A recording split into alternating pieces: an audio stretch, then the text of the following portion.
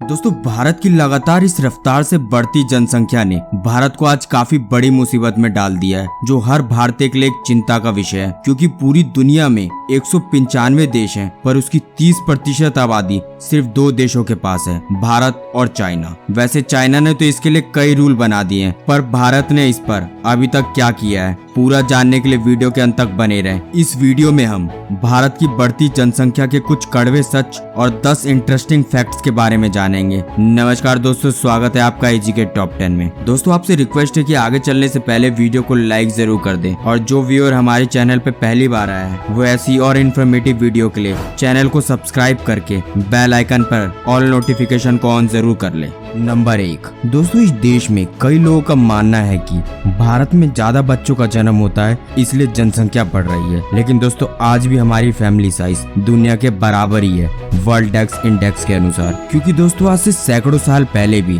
भारत और चाइना विश्व की सबसे ज्यादा आबादी वाला देश था, और वही लोग निरंतर बढ़ते बढ़ते आज इस जनसंख्या तक पहुंच गए। पर वर्ल्ड इंडेक्स के अनुसार भारत में आने वाले 6 साल में अगर जनसंख्या इसी तरह बढ़ती रही तो वो विश्व का सबसे ज्यादा जनसंख्या वाला देश बन जाएगा। नंबर 2, वैसे अगर हम जनसंख्या वृद्धि को साल दर साल भी समझे तो जनसंख्या को पूरी तरह निकालने के लिए कंपाउंड इंटरेस्ट का फॉर्मूला यूज करना पड़ता है, पर आपको हम सिंपल तरीके से समझाते हैं। दरअसल 1955 में भारत की आबादी लगभग 40 करोड़ की थी, यानी अगर एक जोड़े की शादी हो तो वो 20 करोड़ बन जाएंगे। यानी अगर एक कपल औसतन 2 बच्चों को भी जन्म देते हैं तो 40 करोड़ की आबादी जुड़ जाएगी। यानी इस हिसाब से हमारी बढ़ती जनसंख्या दुनिया के बराबर ही है, और हुआ भी ऐसा ही। 20 साल में जैसी दूसरी जनरेशन रेडी हुई, ये आंकड़ा 1975 में 62 करोड़ का हो गया था, और फिर इंटू 2 किया तो 2000 तक भारत ने 100 करोड़ की आबादी का आंकड़ा पार कर लिया था। हालांकि हर साल पूरे देश में करोड़ों लोग हमसे विदा भी ले लेते हैं, पर फिर भी 2021 तक बढ़ते बढ़ते हम 139 करोड़ की विशाल आबादी वाले देश बन गए हैं, और अनुमान है कि 2030 तक ये 1.64 बिलियन की आबादी वाला सबसे बड़ा देश होगा, और 1.46 बिलियन पर चाइना होगा। हालांकि भारत में आबादी का लगातार बढ़ने में 3 मेजर फैक्टर हैं, जिसमें पहला है फूड, दूसरा है नेचुरल प्रोडक्शन, और तीसरा है नो पॉपुलेशन वाइप आउट। जिसमें पहला फैक्टर जो है फूड, वही सबसे बड़ा मेजर फैक्टर है इंडिया में, पहले भी और आज भी जनसंख्या इतनी ज्यादा होने का। क्योंकि बड़ी आबादी को सरवाइव करवाने के लिए उतना ही फूड की जरूरत होती है। और आपको ये जानकर हैरानी होगी कि दुनिया का 25% उपजाऊ जमीन भारत और चाइना के पास है। क्योंकि भारत और चाइना की जमीन दुनिया की सबसे फर्टाइल जमीन है, और शुरू से ही इन देशों में लो कॉस्ट इन्वेस्टमेंट में ज्यादा उपज कर सकते हैं, जिसके कारण कभी बड़ी आबादी को भारत में खाद्य पूर्ति में कोई दिक्कत नहीं आई है। हालांकि भारत में दूसरे विश्व युद्ध के दौरान ब्रिटिश सैनिकों ने अपने सैनिकों को पेट भरने के लिए भारत के कई लोगों को भूखे मार दिया था, पर उस वक्त भी पूरे देश की भूखमरी की हालत नहीं आई थी। पर वहीं रशिया और आयरलैंड जैसे बड़े देश होते हुए भी उन्हें इतिहास में फूड क्राइसिस का सामना करना पड़ा है, जिसके कारण पूरा देश भूखमरी के कारण खत्म होने के कगार पे था। हालांकि भारत में अगर किसी आपदा के कारण छोटी मोटी फूड क्राइसिस आती भी है तो उसे दूसरे राज्यों द्वारा पूरा कर दिया जाता है। नंबर 4, हालांकि भारत का सबसे ज्यादा आबादी वाला राज्य आज उत्तर प्रदेश है, जहां मौजूदा समय में 200 मिलियन की आबादी है, और लगभग 1000 बच्चों का जन्म हर रोज हो रहा है। और सिक्किम सबसे कम आबादी वाला राज्य है, जहां 2012 के अनुसार 6.19 लाख की आबादी है मात्र। हालांकि ये एरिया के हिसाब से भी भारत का दूसरा सबसे छोटा राज्य है। और अगर लिंग अनुपात की बात करें तो केरला में 1000 पुरुषों में 1084 महिलाओं का अनुपात है। साथ ही केरल भारत का सबसे ज्यादा साक्षर राज्य है, और वहीं 1000 पर 890 महिलाओं के साथ सिक्किम सबसे कम पर आता है। पर क्या आप जानते हैं कि पिछली जनगणना के अनुसार भारत में कुल 62.3 करोड़ पुरुष थे और मात्र 58.6 करोड़ महिलाएं हैं। यानी पूरे भारत में 1000 पुरुषों पर 943 महिलाएं हैं, और शिक्षा के अभाव के कारण लव जिहाद जैसे टेरर अटैक में फंस जाती है, जिसे रोमियो जिहाद के नाम से भी जाना जाता है, जो कि भारत में चल रहा 1947 से सबसे खतरनाक अंतर्राष्ट्रीय षड्यंत्र है जिहादियों का भारत में हिंदू के खिलाफ।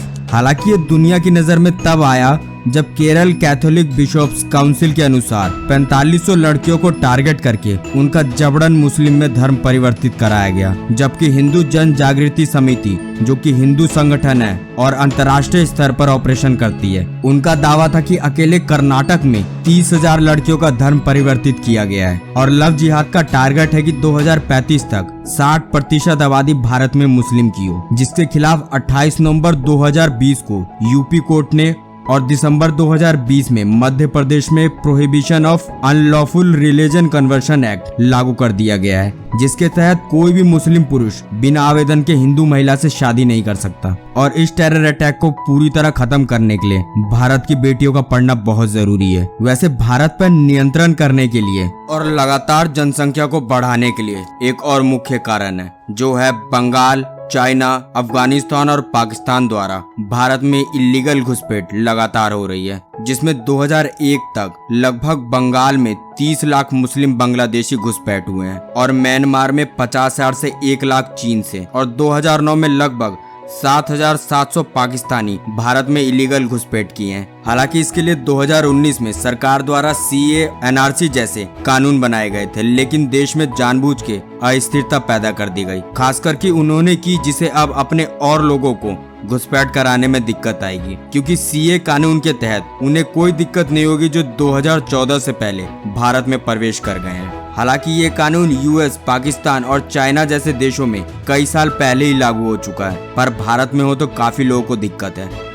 नंबर 8, इतने टेरर अटैक और भारत की लगातार बढ़ती आबादी के चलते जुलाई 2019 में राज्यसभा में पॉपुलेशन कंट्रोल बिल को भी इंट्रोड्यूस किया गया था, पर देश में ऐसी खराब स्थिति होने के कारण ये अभी तक पास नहीं हो पाया है। जिस बिल के अकॉर्डिंग अगर किसी पेरेंट्स के 2 बच्चों से ज्यादा होंगे तो उन्हें सरकार की तरफ से हर फायदे को रोक दिया जाएगा और उस परिवार में कोई सरकारी नौकरी नहीं दी जाएगी, क्योंकि ये बिल लाना इसलिए जरूरी बन जाता है क्योंकि ये सिर्फ भारत में नहीं, आतंकी को रोकने के लिए भी बहुत जरूरी है। नंबर 9, हालांकि अहम मुद्दा यह है कि जनसंख्या को नियंत्रित कैसे किया जाए। इसको नियंत्रित करने के लिए या तो भारत सरकार को इस पे कोई बड़ा कदम उठाना होगा, साथ ही देश में लड़कियों को शिक्षित होना काफी जरूरी है, क्योंकि आज भी देश में मात्र 65.46% लड़कियां ही शिक्षित हैं, जबकि पुरुषों का प्रतिशत 82.14 है। इसके अलावा आज भी कई जगहों पर चाइल्ड मैरिज एक्ट आने के बावजूद लड़कियों की शादी कम उम्र में कर दी जाती है, जो बहुत बड़ा कारण है जनसंख्या बढ़ने का। साथ ही कई कपल के पास कोई चाइल्ड नहीं है और महंगे मेडिकल ट्रीटमेंट के कारण वो आगे नहीं बढ़ पाते, तो उन्हें अनाथ बच्चों को गोद लेना चाहिए। इसके अलावा सरकार को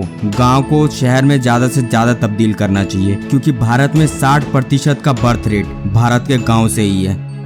और आखिरी में कुछ अहम बिंदु जो आपको जरूरी जानना चाहिए। भारत में अभी जो आंकड़ा है वो 2011 के अनुसार है और हर 10 साल में एक बार जनगणना होती है, यानी 2021 में होनी थी पर नहीं हो पाई है। वैसे आपकी जानकारी के लिए बता दें कि अभी एक अकेले भारत की आबादी 6 बड़े देश US, Indonesia, Brazil, Pakistan, Bangladesh और जापान के बराबर है। हालांकि भारत के 1911 से 1921 का दशक ऐसा था जब भारत नेगेटिव ग्रोथ किया था, यानी उस वक्त 25 करोड़ 20 लाख जनसंख्या घटकर 25 करोड़ 13 लाख हो गई थी और मौजूदा समय में भारत में पर स्क्वायर किलोमीटर में 382 लोग रहते हैं, जो कि 1901 में मात्र 77 लोग रहते थे।